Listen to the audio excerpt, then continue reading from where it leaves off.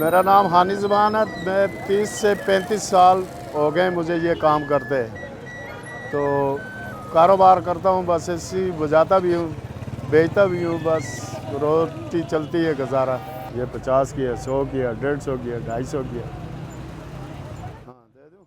सबसे ख़ास जो होती है वो बांस की बांसुरी होती है। उसके बाद लकड़ की होती है, पित्तल होती है, स्टील होती है, सिल्वर होता है, प्लास्टिक होता है।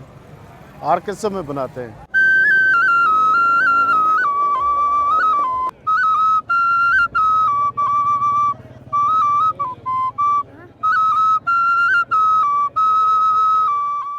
जी, हर किस्म की करते हैं। मैया ताल्ले का, उसके बाद गाने नूर जहान के, और बोला जो है पसंदीदा गाने जो होते हैं उनके, वो कहते हैं जी ये सुना दो, वो सुना दो। बस खुद मर्ज़ी की फरमाइश होती है।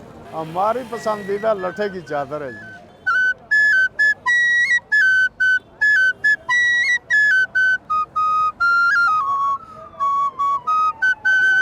हर बंदे की तमन्ना होती है यार मैं बांसुरी बजाऊं और इसको बहुत ज़्यादा आगे तो आगे जाऊं। लिहाजा इधर जो हमारे पास पाकिस्तान में जो फ़न का कदर नहीं है, इसमें बेकदरी है बहुत ज़्यादा।